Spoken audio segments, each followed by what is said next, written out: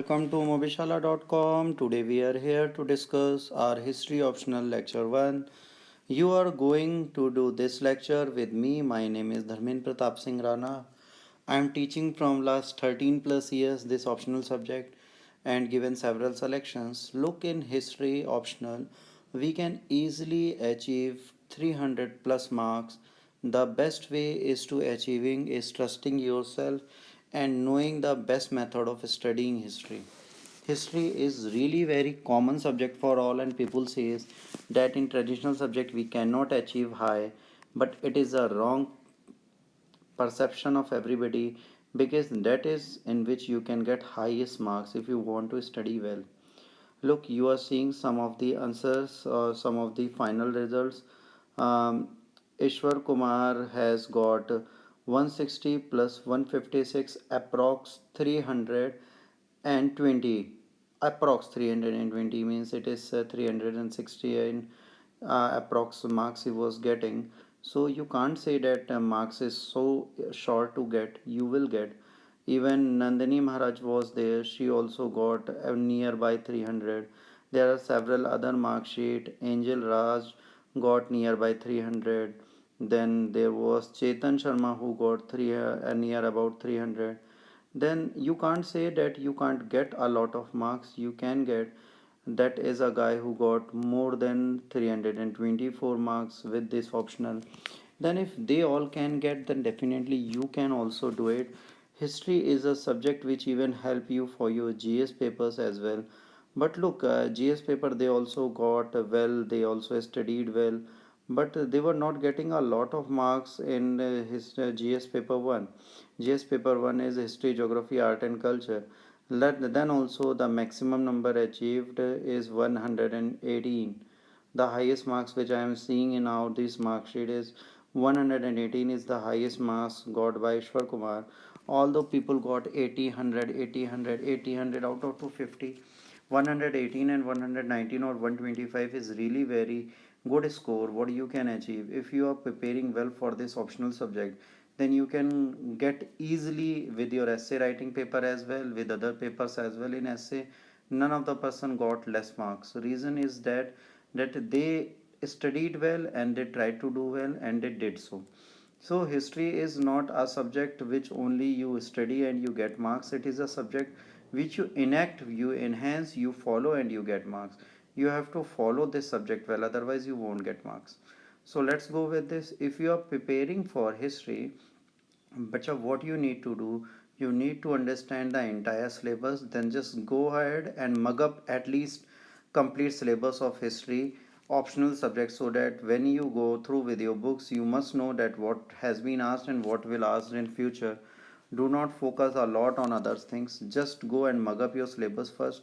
Then go ahead with the previous year question papers and see the nature, what sort of questions they asked, whether you are capable enough to understand the nature of questions. Look, if you are not capable to understand what they are asking, then you will write what you know, you won't write what they are asking for. And if you are not writing what they are asking for, then definitely your preparation level is really very down. Then I will suggest that at least 12 years previous year optional question papers you have to mug up or see what sort of questions they asked and what is the real criteria of their asking, whether they have some of the specific portion of history in which they are focusing a lot, how you will achieve more marks in this. So you can easily tackle this subject. It is not as tough as other subjects are considered, because in history GS also, any academy you goes, they start your lecture with GS history only, because that have a huge portion and more than 20 plus questions are coming in recent years from history. Out of 100, 20, it's a huge 20% is given to this subject. Then MCQs are most important thing. How you can get 300 plus marks, that is a question. Then the first thing is what sort of content you are choosing. Look, there are several books in the market. What sort of books you are reading, how you are reading and what is the real criteria of that book is what counted a lot. Then the content you are choosing is what most important for you. After that, nature of the questions, you have to understand what they are asking, what they are demanding you to write.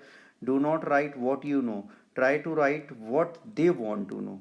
In short, if I ask that they are asking the ideology of Gandhism, then do not write that when Gandhi got birth, what he did. Try to mention the real ideology of Gandhi with your own explanation. Do not go with the explanation of branches of historians who have written a lot. Like Sumit Sarkar have separate perspective. A B.L. Grover wrote by his own ideologies. Ashirwadi Lal wrote by his own ideologies. Vipin Chandra wrote differently from all. Then that is not the real history. That is their ideologies. That is their own explanation of the history. So do not mug up those histories of explanation. Try to manage your own explanation by reading all sort of thinkers and try to write your own, presenting your knowledge, what knowledge you have. It's said icing of the cake. Look, if you start any question, you have to start well. If you start well, then definitely it will end well. If you are not able to present your knowledge well, you know everything about Mahatma Gandhi, but when I ask the ideology of Mahatma Gandhi, you are blank. You need not to be blank. You have to follow certain knowledge, certain technologies, certain gestures, certain methods by which you can go ahead with this subject and you can easily tackle. So go ahead with the standard books, go ahead with the right books, go ahead with the right pedagogy. Definitely you will get marks. The people used to ask me, sir, what sort of language we used to write. It should be from any writer or any author. Then I will suggest go ahead with the layman language which NCRT used to choose. Go ahead with the language of NCRT. If you are going with the language of NCRT, definitely you will crack your paper well, because NCRT is only the book which is written in the sophisticated and the easy manner of English, which is very easy to understand. If you are writing some of the vocab word which are very rare to mention, then definitely you are giving a very good answer but not understandable. If you are not capable to understand your own answer after reading, then it's really very harsh. Write in a easy manner, write in a very understandable manner so that you can mention everything well. Otherwise you will feel hard to crack this exam. Now, branches of historiography. Historiographic, the way the history is read. Orientalistic branch is there, imperialistic branch is there, nationalistic branch is there, uh, sublateran branch is there, Marxist branch is there. Like if you going with Vipin Chandra, he wrote nationalist and a Marxist. In the midway he was there. Imperialistic ideology is something else, Orientalistic ideology is something else. Then all writers you read have some or the other ideologies which they are following. Then you have to follow the same ideologies for your exam. No, you have to find your own ideology by reading all sort of branches of history. Several writers have written several things. When I will give you the list of books, you will find all sort of writers out there. Look, when the Western peoples wrote, they wrote their own opinion. When the national peoples wrote, they wrote the writing with full of nationalist ideologies. Then that is something most important thing to do. You can go ahead with this exam, you can write well if you follow your own ideology by understanding the ideologies of other. Do not copycat anything, because the person who copycat the books, he never gets good marks in UPSC. Go ahead with your own ideology by reading the ideologies of others. Now the book list, what is very important to read for your UPSC optional history, is really very important thing, and it's the key for your selection. For this I will ask, go ahead with the downward things. Like you have to go with NCRT and IGNOU first, then the list has been mentioned above. You can go ahead with these all books which are above.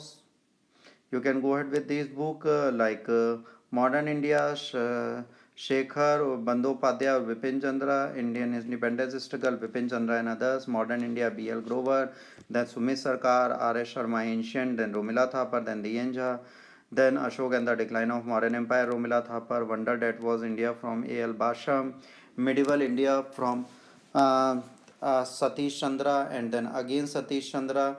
Then you will go ahead with World History by Norman Lev, and after that you have to go with Arjun Dev. So these all are the books which are very important.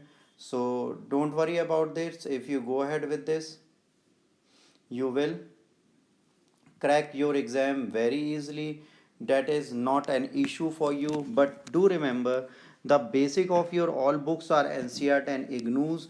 If you go ahead initially with the IGNOU notes of history and the NCERT books of history, you will have the basic knowledge of language and the ideology what they are going to mention in their own language. I won't ask you to skip Vipin Chandra or BL Grover or R.S. Sharma or Romila Thapar or D.N. Shah. You want, you can skip A.L. Basham. I won't say you have to read, but if you are reading it, definitely you can create miracle in your exam and you can write well. If you are not reading, then definitely with my notes I will give you lots of examples from A.L. Basham books as well, what you can write and you can know. Norman Law is the book which you cannot deny. Norman Law you have to read. Arjun Dev is a good book. Even Jan Mathur for the World History is a book which you can go ahead with this. Let's see what you are reading, what you are not reading. If you have some financial problem, do not read all books. Just go ahead. Vipin Chandra of Indian independence struggle, then Modern India of B.L. Grover. And in ancient, go ahead with R.S. Sarma and D.N. Jha.